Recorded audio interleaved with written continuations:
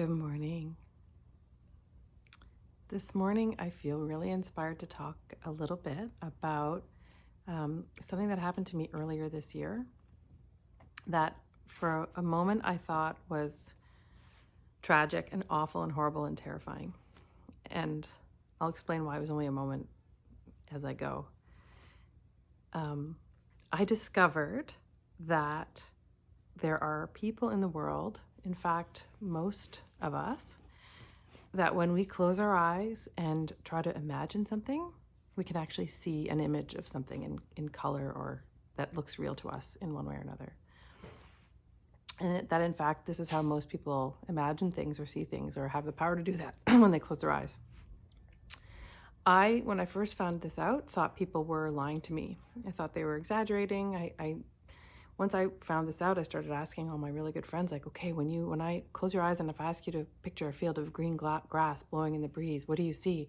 And everybody told me, almost everybody, pretty much everybody told me that when they close their eyes and I ask them to imagine something, they actually see it in vivid imagery. They see colors, they see, one of my friends said it was like an HD TV, and she was like seeing the blades of grass and the vibrancy of the sky. And I have to say I was devastated, truly to the point of crying myself to sleep that night that I found that out, because I don't see anything. When I close my eyes and you ask me to imagine something, it's just blackness. And this used to really, really affect me. I didn't know that this was what my problem was. When I do like a guided meditation or something like that, and the person would say, okay, now close your eyes and imagine yourself being surrounded by white light, I could only ever see blackness because that's all I can see when I close my eyes. So I couldn't even imagine the white light.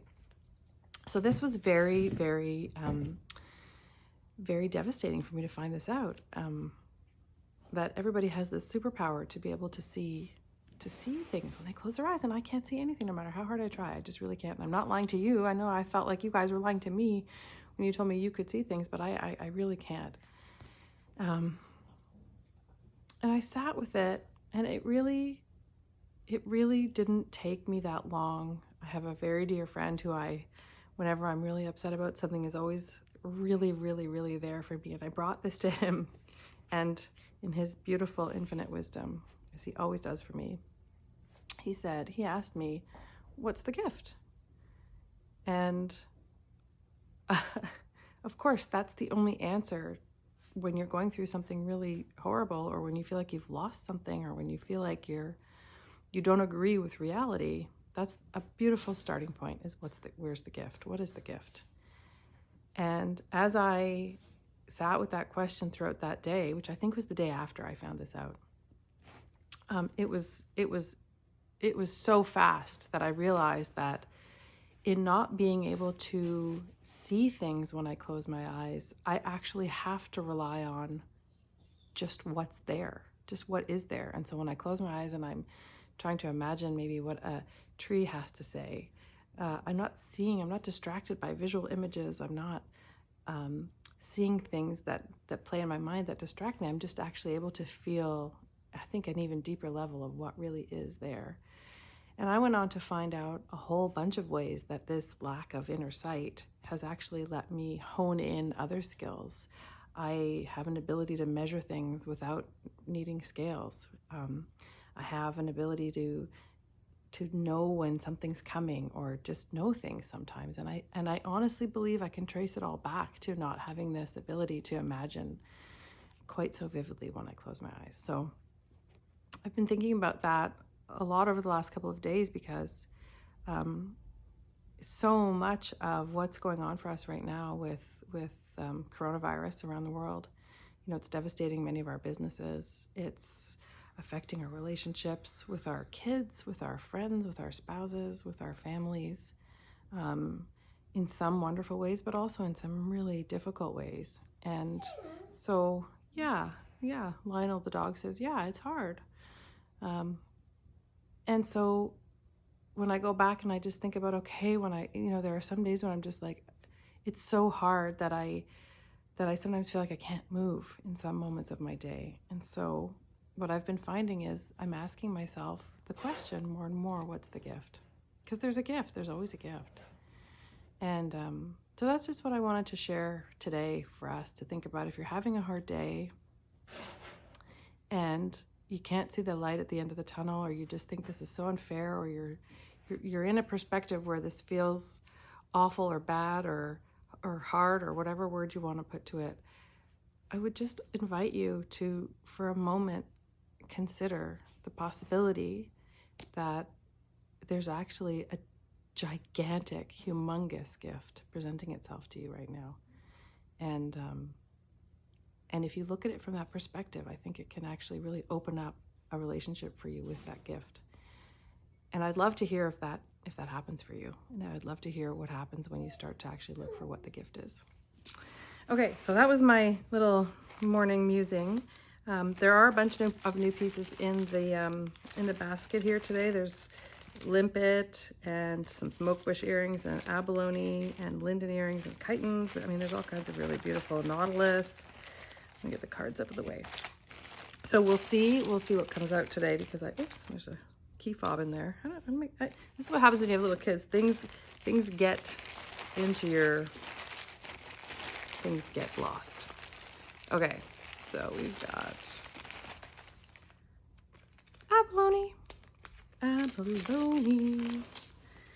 This abalone shell was actually gifted to me by a woman who lives on Haida Gwaii, and she spends a lot of time by the ocean, and found this super teeny tiny itty bitty little abalone shell and brought it to me on one of her trips through Vancouver. And I'll take a picture of it. It is exquisite. It's so gorgeous. And to me, just to imagine, like, you know, these are usually really big shells by the time we see them, but just this little tiny little baby shell, and it has all the tiny little detail on it, and it's beautiful. And abalone,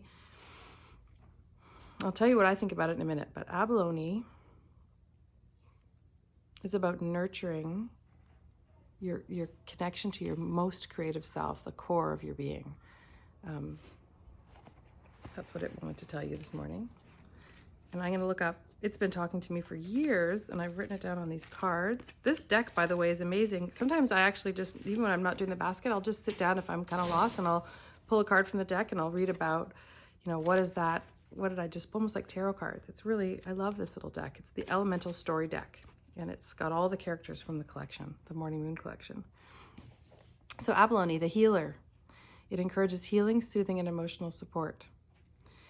There's a beautiful meditation, meditation, daily meditation on the back that you can sit with if you like. They're on the website. You can find the abalone card and read the meditation to yourself and just do that. We won't do that today, but I'd like to read you the card from abalone. So we've already heard its message for us around connecting to your creative self, the core, like the real core of like, what is it you're here to create? Because you are a creative being. You are a creative being.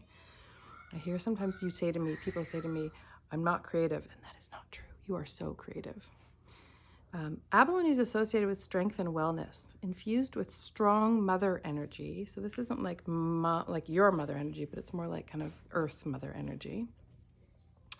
It is closely connected to water elements and emanates vibrations of grace, beauty, gentleness, compassion, and love. It can stimulate your psychic skills like intuition. So maybe you're somebody who thinks you don't really have intuition. Let me assure you, you absolutely do. If you think you don't have intuition, you've just turned it off for some reason.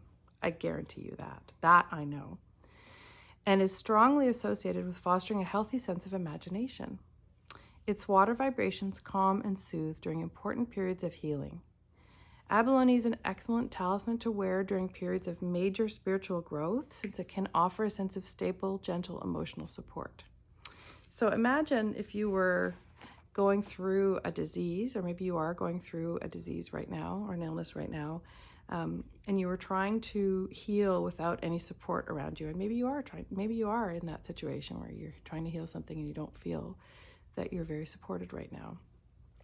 You don't even need the piece of jewelry to do it. You can just sort of conjure up abalone. You can imagine a beautiful shell with its mother of pearl inside, rainbow iridescent inside, and you could imagine the cool water that surrounds the shell, and you can just imagine kind of joining the energy of abalone and tapping into some of its support. You don't need to have something right there in the room with you in order to benefit from its medicine and from its magic. abalone today. Creativity and support and healing. Oh, I love it. I love these guys. And I love you guys. And thank you for watching. And again, please, please, please, please, please, if any of this is landing for you and resonating for you, or you had a little kind of a tiny aha moment when you were watching it, or it spoke to your heart, please share these videos with your friends, because I sit down every day here and I love imagining I get emails from you, but I love imagining how we're sharing in this wisdom together. So please do take a moment to share it if that feels inspiring to you. And I'll go and I'll post this on the website right now. Talk to you tomorrow.